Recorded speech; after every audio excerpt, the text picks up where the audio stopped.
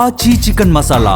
Yes, delimitation ప్రక్రియపై కొన్ని దక్షిణాది రాష్ట్రాలు తీవ్ర అభ్యంతరం వ్యక్తం చేస్తున్నాయి. కేంద్రం ప్రతిపాదనతోటి దక్షిణాదికి తీవ్ర అన్యాయం జరుగుతోంది అంటున్నారు రేవంత్ అండ్ స్టాలిన్. వివక్షను ఏమాత్రం సహించబోవంటూ ఇప్పటికే రేవంత్ తన అభిష్టాన్ని వ్యక్తం చేశారు. వివక్ష చూపిస్తే విపత్తు తప్పదంటూ నిన్న మాట్లాడారు రేవంత్ రెడ్డి. కేంద్రం పద్ధతి మార్చుకోకుంటే 1960 నాటి తమిళనాడును చూస్తారని స్టాలిన్ కూడా దాదాపు హెచ్చరిక చేసినంత పనిచేశారు. కేంద్రం చెప్పే ప్రో రేటా ప్రకారం రాష్ట్రాల మధ్య సీట్ల అంతరం పెరుగుతుంది అంటున్నారు రేవంత్.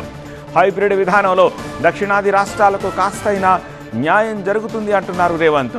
సగం ప్రోరేటా, సగం రాష్ట్రాల జీడిపి ఆధారిత డీలిమిటేషన్ సబబు అంటున్నారు తెలంగాణ ముఖ్యమంత్రి రేవంత్ రెడ్డి. జనాభా ప్రాతిపదికన 50% చొప్పున డీలిమిటేషన్ చేస్తే సీట్ల విషయంలో ఉత్తరాదికి దక్షిణాదికి అంతరం భారీగా పెరిగిపోతుందని ఆందోళన వ్యక్తం చేశారు తెలంగాణ సీఎం రేవంత్ రెడ్డి. దక్షిణాది రాష్ట్రాల అవసరం లేకుండానే కేంద్రంలో ప్రభుత్వం ఏర్పాటయ్యే అవకాశం ఉందన్నారు. అలాంటి పరిస్థితుల్లో దక్షిణాది రాష్ట్రాల మాటకు విలువే లేకుండా పోతుంది అంటున్నారు.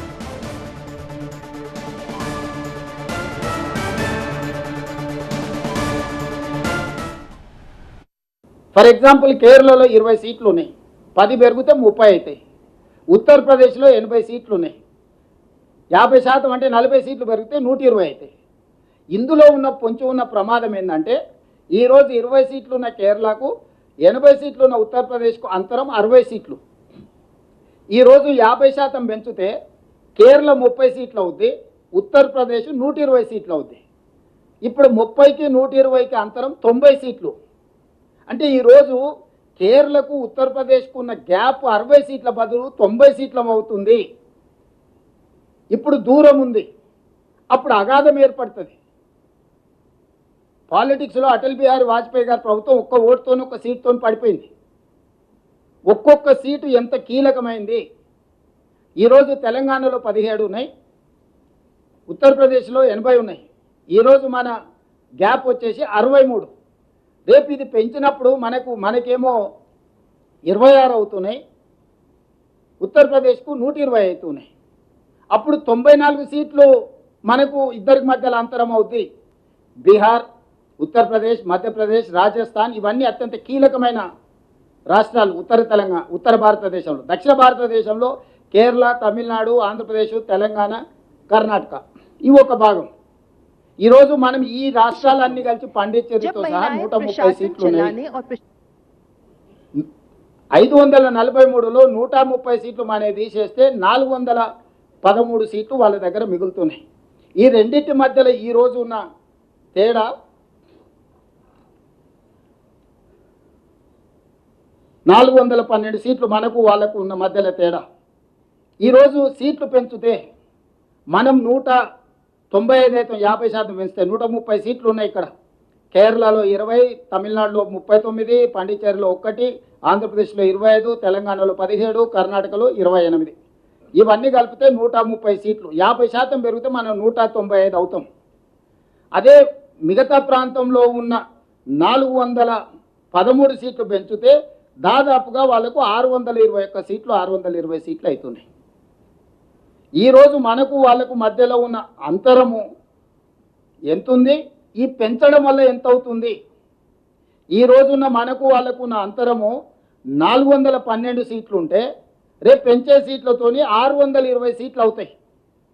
208 సీట్లు అదనంగా ఉత్తర భారతదేశానికి అన్డ్యూ అడ్వాంటేజ్.